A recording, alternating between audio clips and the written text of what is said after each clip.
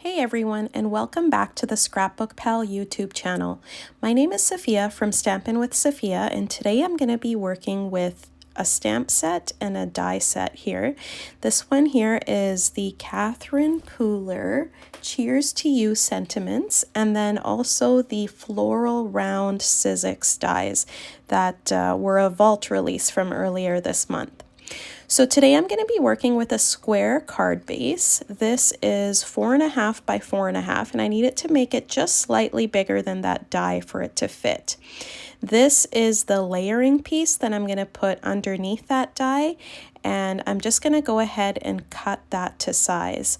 So I've cut it to 4 by 4, and 4.25 by 4.25. And now I'm just using some ground espresso distress ink to make this paper look a little bit more distressed.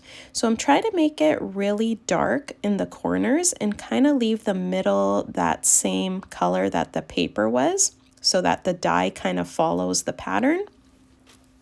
And I think that looks good. Now I'm going to distress it a little bit more using my bone folder. So I'm just taking the edge of my bone folder and then distressing the edges of that patterned paper.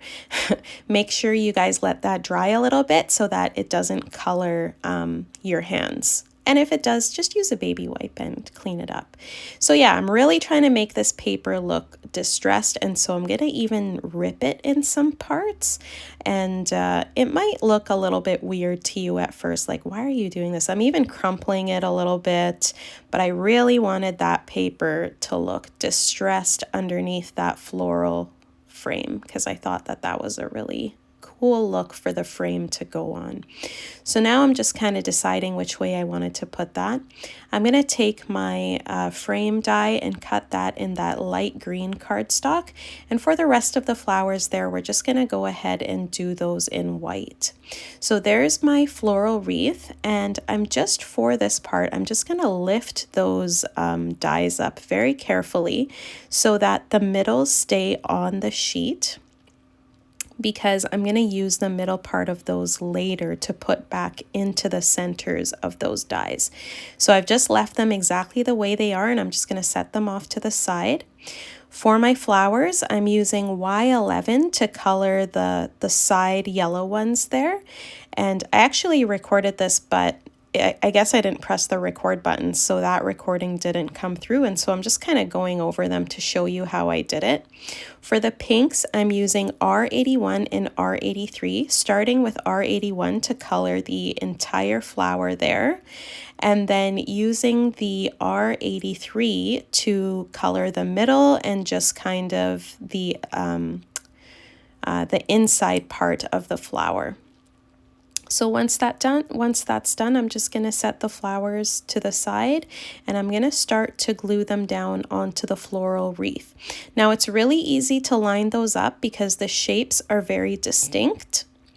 I'm just going to take a little bit of glue, put it in the center, and then spread that out to the sides with the tip of my Tombow liquid glue. And then I'm just going to line them up and stick them down onto the wreath. Now I'm not pushing too hard because I know if I do, it's going to squeeze the glue out. So I'm just kind of putting it on, pushing the center part, and then letting it dry. I thought that this looked really cool. I mean, you could have cut those flowers out in the colored cardstock that you wanted, but then you would have had to have the centers that same color, and I wanted the centers to be white. I'm just using a clear block to put on top to let those dry and set them into place.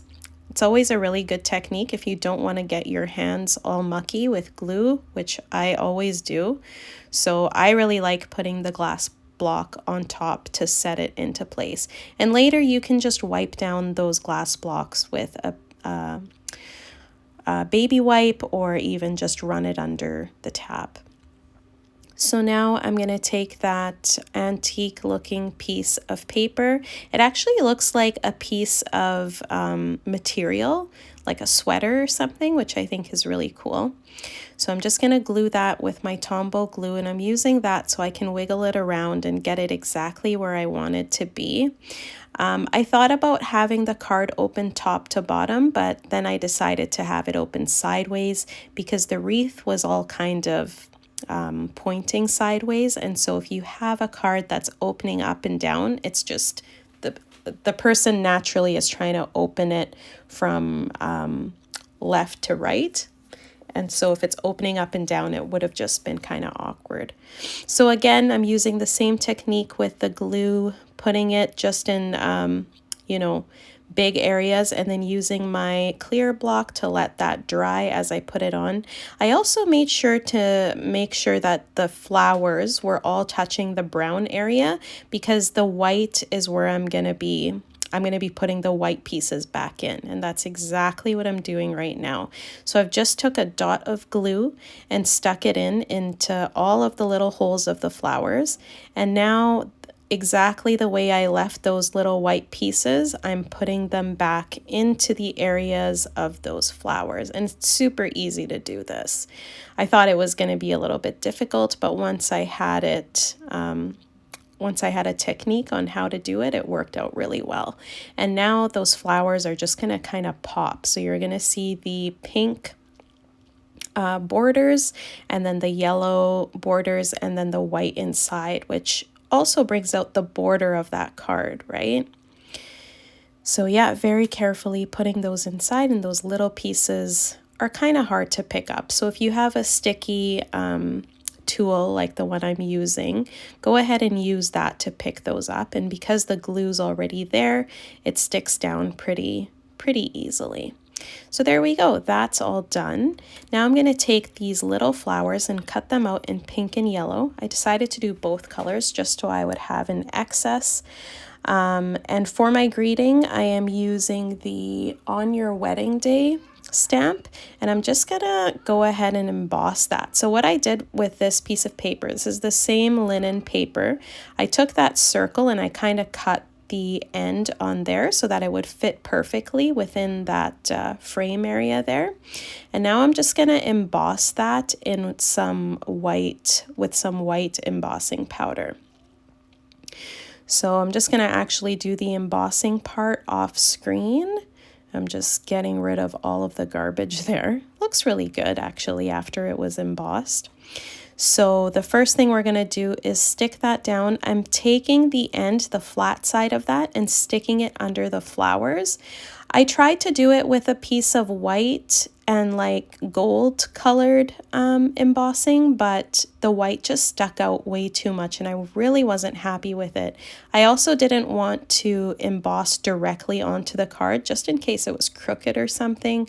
So this was my way of going about it, to make it blend with the cardstock but not be directly on the cardstock. So now what I'm going to do is take all of the little flowers. There ended up being, I think, 12 of them. And I believe I used all of them except for one. So I don't really have any rhyme or reason. I just kind of went and put them where I thought they looked pretty. Yeah, I didn't really have an idea of where I was going to put them. I just kind of started putting them down, and wherever they looked pretty, I just stuck them in. I put some tucked under the flowers. I put some on the greenery. I put some right on the ends of that wreath. Yeah, wherever it looked nice. And I didn't want to put the pink ones right next to the pink because the pink flowers were, I wanted those to stand out, obviously. No, I didn't want the little ones to stand out. And so wherever I thought they looked really pretty, I just went ahead and stuck them there. So there you go. I have just a couple of left to stick on now. I went and I put some on top there just to kind of balance it with the bottom. And then I took another yellow one and put that one also right at the bottom of that wreath there. Yeah, and like when there's a triangle pattern with those flowers, it just ends up looking really good. The last thing I did was put some pearls on there just to finish it off. And that is my card for you today, guys. I hope you've enjoyed this video. I try to speed through it and make it nice and short so you don't have to watch for too long. But if you are interested in watching more, we will link up 2 more videos here for you to watch, and the designers on this team are amazing, so be sure to check them out. Thanks for joining me today, and have a good rest of your week. Bye!